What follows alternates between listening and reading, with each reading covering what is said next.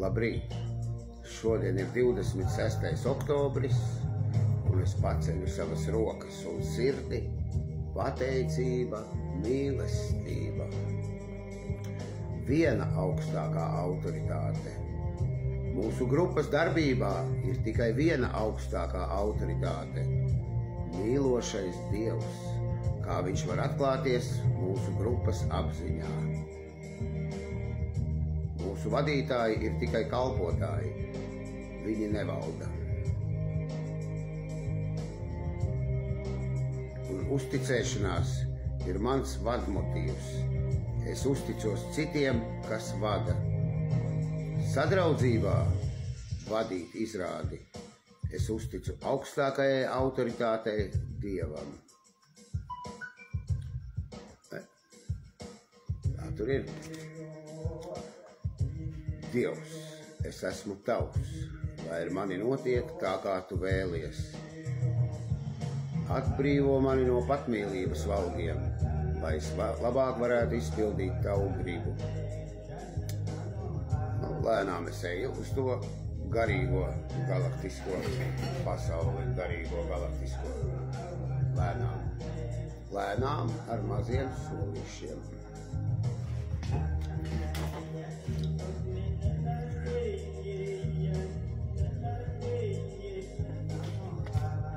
Viena augstākā autoritāte, mīlošais Dievs. Tas ir pati augstākā autoritāte.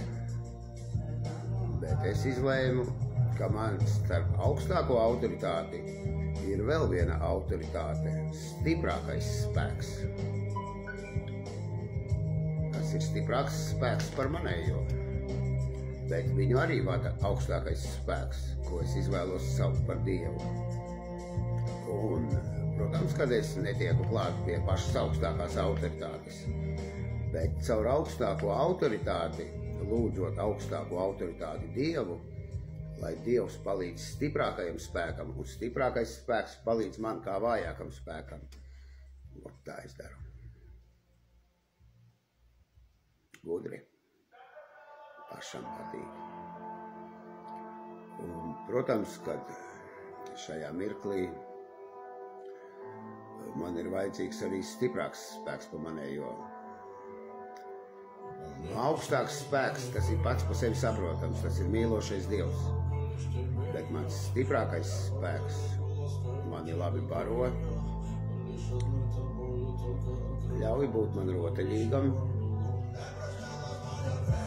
Es lūdzu augstāko spēku, lai viņš palīdz manam stiprākajam spēkam, jo es esmu Dieva mīlulis.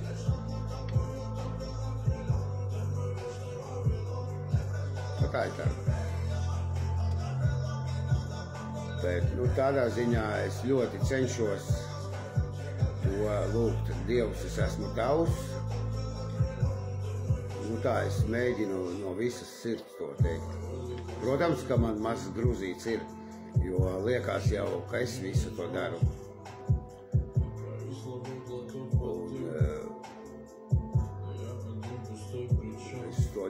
Es tagad skatos tādus ļoti gudrus sievieti runā tieši par smadzenēm. Tā ir patiesība. Viss vienīgi ir smadzenēs. Viss ir smadzenēs tikai. Tev smadzenēs ir tā, tev smadzenēs, manās smadzenēs ir tā. Nav vienādu smadzeņu. Vispār nav. Nav vienādu smadzeņu. Un tā tas ir. Un tā viena augstākā autoritāte, tā ir mana apziņa, manas smadzenes. Un es ļoti gribētu, ka ārpus tām smadzenēm kaut kas būtu, bet tas pilnīgi nekas nav zinātniski pierādīts. Viņas tā ir iekārtotas, ka tā domā. Bet es kā daru, kā es tieku pie tā mīlošā Dieva klāt. Es braucu ar riteni, kā jūtos, tur kāds vajadzīgs jūtos. Un kaut kā piever acis un zinu, cenšos. Dievs, es esmu tavs. Vai viena augstākā autoritāte. Un ja viņa ir tālāk par manu apziņu, protams, kad lai viņa tur iet. Bet ja viņa ir kaut vai man tajā apziņā, tajā smadzenēs, Nu, lai tad viņa tur ir augstāka autoritāte.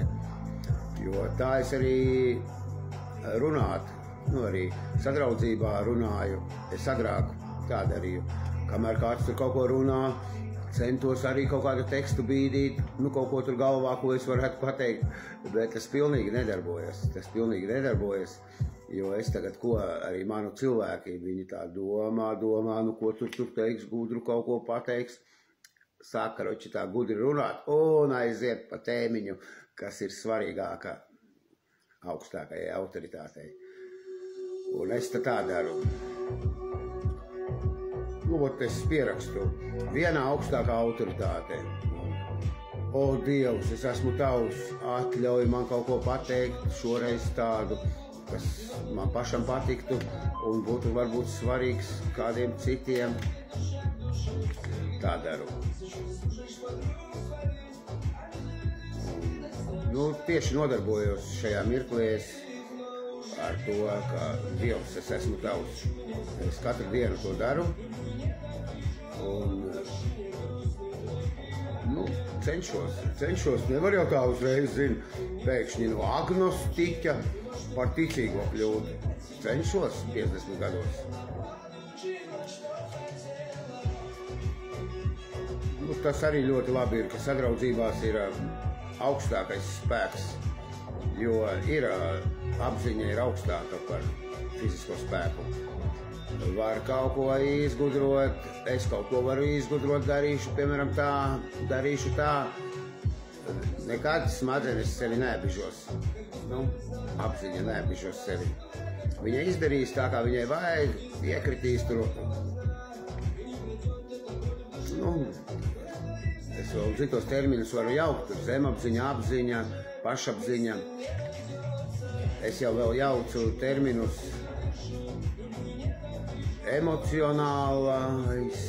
emocionālais un jūtu.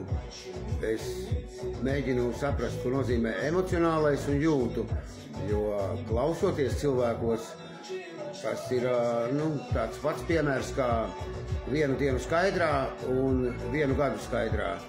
Ir atšķirība, tas ir likumdošanā, ir ierakstīta, ir atšķirība. Un noteikti, ka kaut kur ir arī rakstīts par emocijām un jūtām. Bet tas ir darbs, skatīties, kaut kur internetā pētīt, skatīties, tas ir darbs. Es gribu, lai viņš pats atnāk pie manis. Nu, es saprastu pats. Ko es arī raidījumā redzu, kad nevajag tā, citi jau prot, māk tabulas zīmēt, cik pelna izreķināt, cik, kur katrs grams aizies, visi tā prot, citi tā prot. Es tā neprotu. Es tā uztos savām smadzenēm. Smadzenes, tas ir iespējams vai nav iespējams? Smadzenes man pasaka. To nedari, Lauri. To jā, tas ir labi. Tas varētu izdoties. Un tā smadzenēm ir jādomā. Viņas tā domā.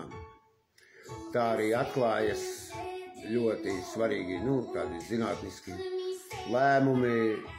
Kaut vai tam vienam ābols uzkrita, viens pret koku atdaudzījās un pēkšņi saprata kaut ko. Un viņš visu laiku nevarēja saprast, kā viņš iepriekš to nevar saprast. Tā darbojās apziņa. Smadzenes tā darbojas. Un tāpēc ir tas ļoti svarīgi. Dievs, es esmu tavs. Vai viņas tur gudrotās smadzenes, ko tur var izgudrot. Un ļoti svarīgi ir būt modram modrības dienā un zināt, kas es esmu. Ir ļoti svarīgi. Un es to arī izprotu.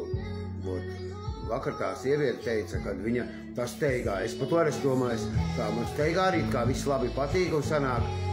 Bet mans gadījums tomēr ir labāks, kad es to zobiņus jau esmu uztaisījis un man ir 3 dienas brīvas. Man nepatīk tas, esmu tā darījis, kad pēdējo mirkli novelku. Man tas nepatīk un es moku vēl pirmkārt tās 3 dienas.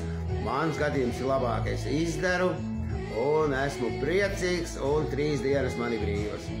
Mans gadījums ir, ka viss pie mājām, viss pa ceļam. Man nepatīk braukt kaut kur, nervozēt, man patīk. Es to apzinos, ka man tas patīk. Un manai mammai patīk, tētim patīk tā, un paceļu savas rokas. Sveiciens visiem no pirmā apļa.